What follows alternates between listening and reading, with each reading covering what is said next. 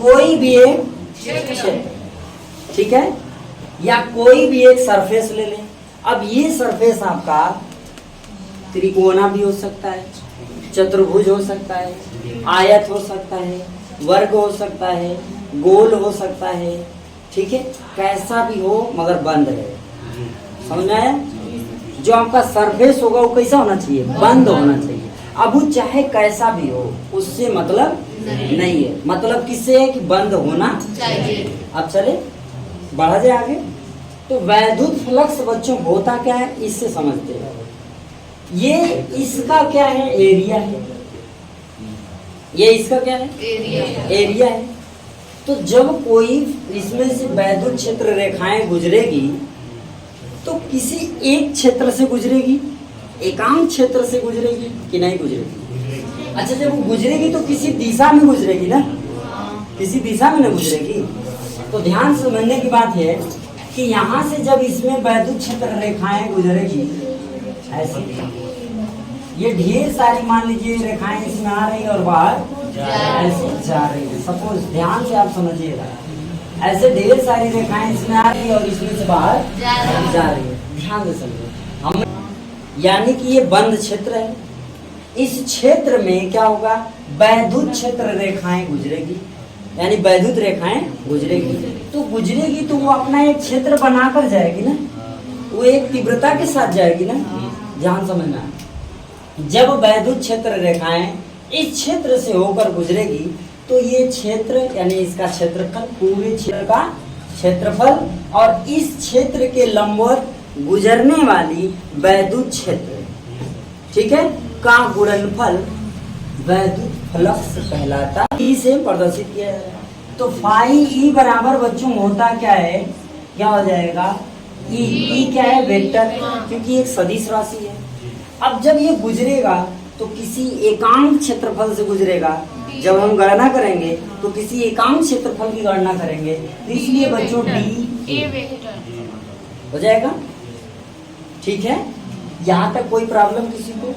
अब समझिए, जब हम पूरे की गणना करेंगे, पूरे क्षेत्र की जब गणना करेंगे बच्चों, तो वहां पर क्या हो जाएगा? फाई ई इक्वल टू क्या हो जाएगा? समाकलन। सम आकलन मतलब अभी किसका समाकलन? पूरे का। हाँ, क्लोज इंटीग्रल हो जाएगा। पूरे का करना है, ठीक है, समझिएगा। तो जब इसका समाकलन किया जाएगा तो बाबू ये हो जाएगा vector E into D vector D.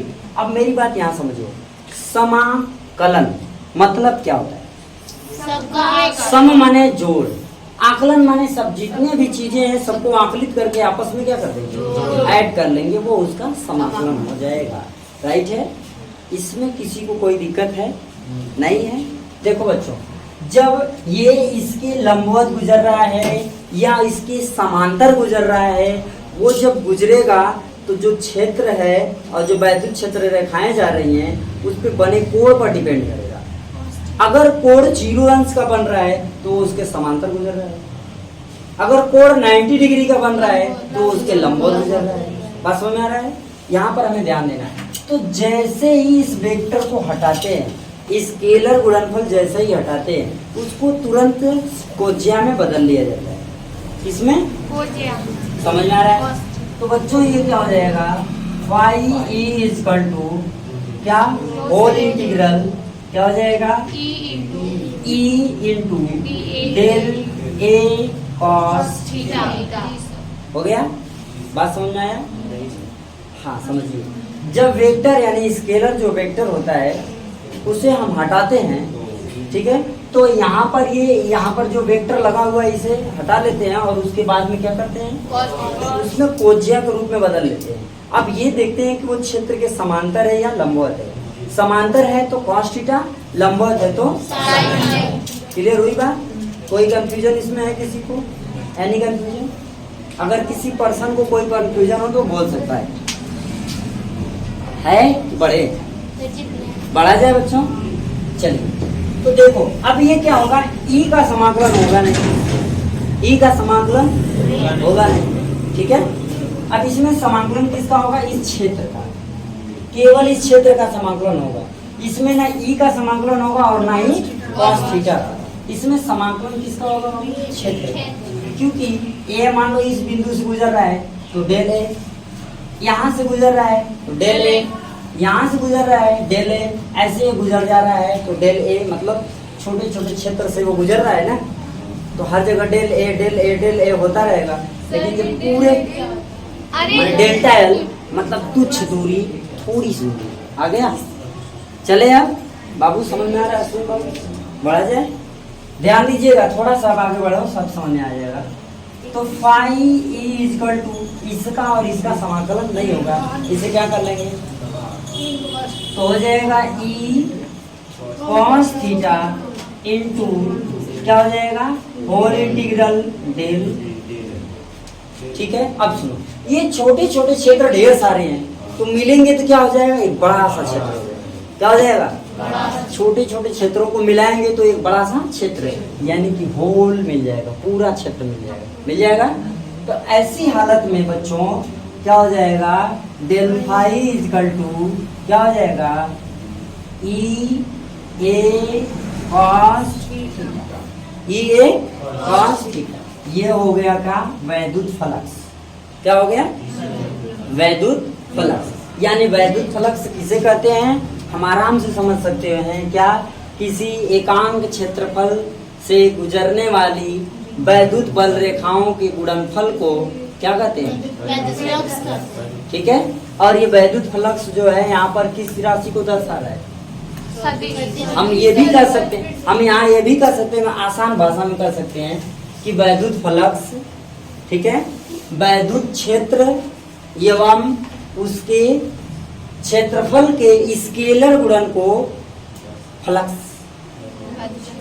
कर सकते। समझ में आया?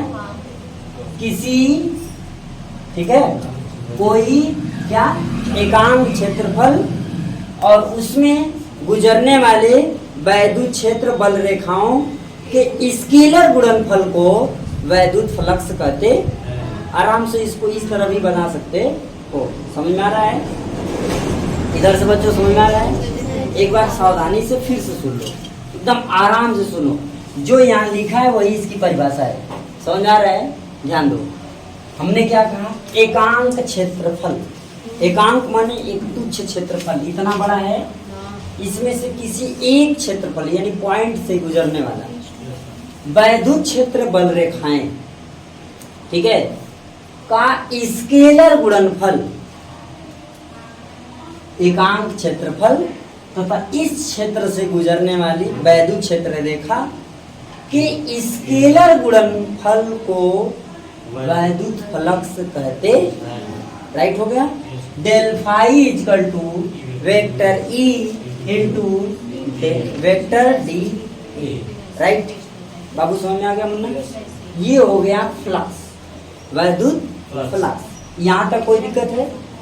एक बात और सुनो, अगर थीटा बराबर बच्चों 0 अंश हो जाए तो cos 0 अंश का मान कितना होता है? cos 0 अंश का मान 1 होता है। जब ऐसी हालत होगी, यहाँ पर लिख लेना, यदि थीटा बराबर 0 अंश तो क्या हो जाएगा? फाई इक्वल टू ई ए। हो गया? अगर यहीं पर थीटा इक्वल टू 90 डिग्री हो तो बच्चों फाई इक्वल टू 0। आगे सुन, ये आपका वैद्युत फ्लक्स हो गया। क्लियर है? अब इसी के आधार पे हम गॉस का प्रमेय करेंगे। राइट है?